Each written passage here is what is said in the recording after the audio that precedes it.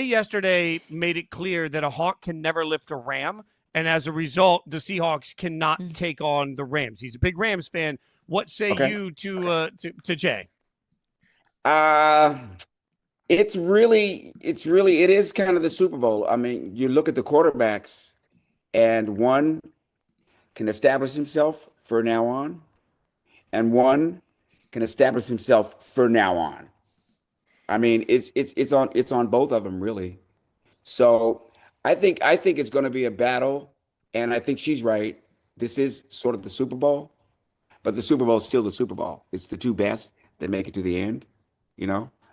And I got personal feelings here because I am in the house with anti-Viking people.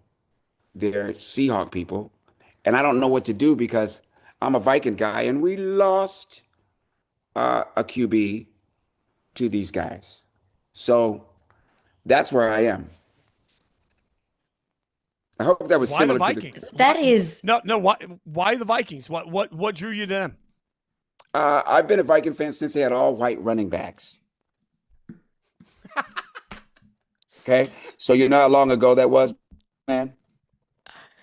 Okay, that was Jim Osborne and Ed Marinaro. Okay, now I am a Hurricane fan because Chuck Foreman, the running back for Miami, finally was the first black running back, but they had an all-black defense at the time.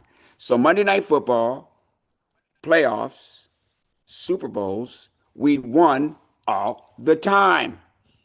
Okay, Bud Grant, Francis Asbury Tarkington.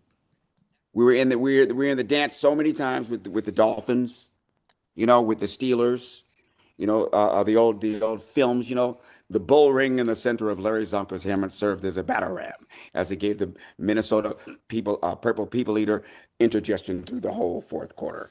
And then Francis Asbury Tarkington took the helm. So anyway, so I always on the school bus was winning. Love Minnesota all the way. We've lost some really big teams. You know, the Cole Pep Moss team. I mean, it just goes on and on. And a fan is a fan. I grew up in Washington, D.C. I should have been a Redskin, you know, a Commanders fan, but nah, it was Minnesota, man. Tell me what it's like They don't like that. as a Vikings fan to watch Sam Darnold get the Seahawks to the NFC Championship game and potentially even the Super Bowl. Really? You asking me that? I'm so sorry. I'm so sorry. I mean, in losing him to Seattle, is losing a lot of TV for me in football, and it reduces one of the best receivers in the league, less camera time. But humbly, both the quarterback and the receiver. I'm a football fan first, right? Both the quarterback and the receiver are overachievers, and we just love people's success in the league that have all the odds against them. So, and these Seahawks fans are home, so I'm giving them. They're harder on me than I am on them. They just won't shut up. All right, Tommy, I was excited to have you on. I'm excited that we're getting to talk to you because In Living Color was one of the most influential shows for me watching growing up. Well, we had Jay Farrell on. We mentioned it the other day. Jay did some great impressions for us, but you worked with some of the best comic minds out there. So let's talk about some of the GOATs. Like for you, when you look back with all of the talent that you were working with in Living Color, who was the one person that stood out to you that even then you looked at and said, yeah, that this person is absolutely going to explode? Jim. Me and Jim were friends at the Comedy Store. We met years ago before even In Living Color was even in the horizon, you know. Our oldest girls are best friends. You know, we did birthday parties and the whole nine. And that's the guy that deserved it because he works his ass off. And I always wanted to be in Fire Marshal Bill with him. Nobody did because he would go until 3 a.m. You know, there you go. You work till 3 a.m, and so would I. So we had the same work ethic. our friendship has lasted throughout the years. We did Ace Ventura together, and he loves my baby girl. They just when we go to his house, they just disappear for hours and come back. So Jim is my guy, and mostly because of the weapons that we have. You know, we have those weapons where we can play offense and defense. When I say we can be off camera funny and be the star in the sketch funny too. You know. See, you have the wonderful privilege of getting to see off-camera funny Jim Carrey, something that not a lot of us get to see or to listen to. So what is something about Jim Carrey or your relationship with him, your relationship with the whole cast that maybe we on the outside don't know? We all are children of entertainment. We all love movies. We all love music. We all love sitcoms. We love cartoons. So it was a perfect eclipse because we were downloaded by a lot of stuff. I mean, from Batman, Flintstones to Beverly Hillbillies to Green Acres to Laugh-In to Seals and Yarnell to the Poseidon Adventure. I mean, it just went on, and we all have that in us. So when Keenan came along, who's like Professor Xavier, for the X-Men. He put all these mutants together, taught us how to work together, and we kick butt. Was there a spot because again, this was such an influential show for me, but I also grew up on SNL, right? And to me, what was crazy is for anyone that doesn't remember in that era, it felt like In Living Color was about to supplant SNL. That SNL was no longer as culturally relevant, and In Living Color was hitting something. Did you guys feel like you were about to take down the ultimate brand in sketch comedy? You know what? We never looked at it like that. We just were glad to have the opportunity because we were out there, at jobs, catching the bus and working at places and going to the comedy stores and trying to find a place in it, auditioning and doing all this stuff. So once we got there, we were so relieved, but we knew that Saturday Night Live was the standard. Now, would we top it? We never thought that. I just think that we were just a bunch of misfits that loved to laugh. So much so that we would drive Keenan crazy.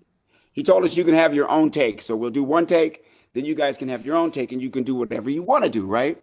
But we did whatever we wanted to do every take. Finally, he came back and said, "You guys are going to get us taken off the air. You cannot keep doing this." And he left the room and we. So I think that's you know what I mean? So, our producers were telling us about how they grew up on In Living Color. I grew up on Proud Family. That was my show when I was a kid. It's a show that Oh, you I were got on one of as those. well. Okay. Yes, I loved that show. So when it comes to finding the voice for an animated character or, finding a character's persona that you're playing, whether it's in a movie or in a sketch, what's your Mhm. process? I gotta see the character.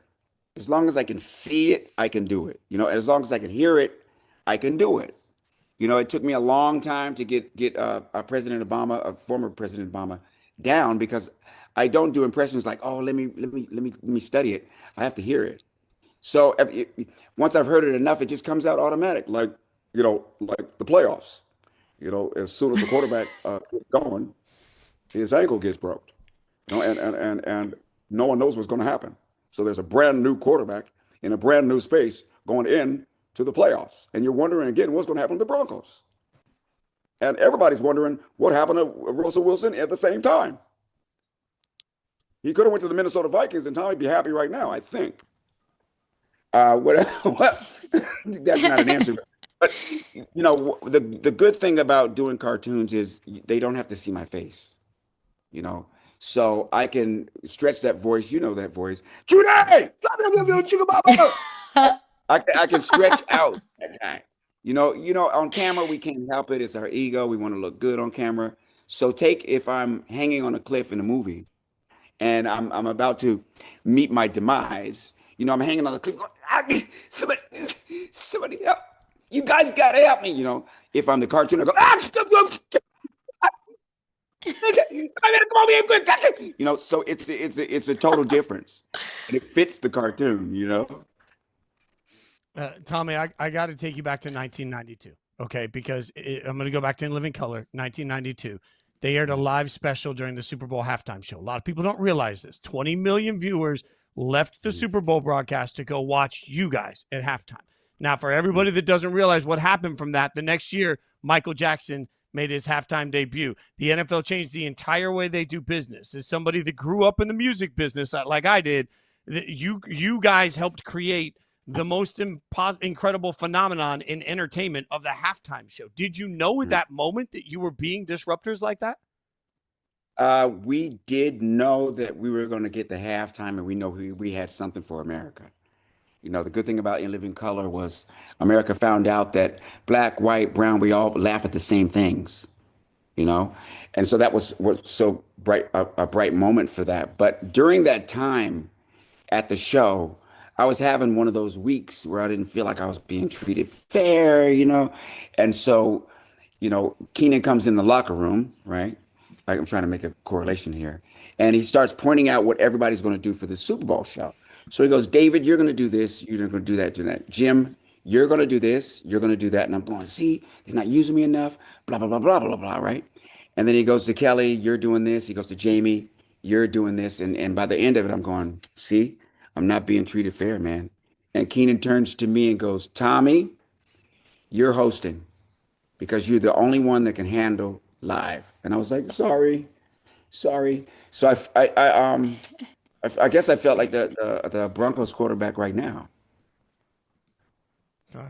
That's crazy. It's crazy to me that moment changed such a popular, like when everybody's watching Bad Bunny this year, just remember there wouldn't even be a Bad Bunny halftime show if it wasn't for In Living Color. Yeah. Tommy, it's an honor to get to talk to you, man. We're all huge fans. We really appreciate your time. I hope the Vikings get it all figured out. May JJ be the quarterback that you hope he is, and hopefully you can come on and hang out with us when the Vikings are headed to the Super Bowl. We appreciate your time, Tommy. Thanks for joining us. One of these days.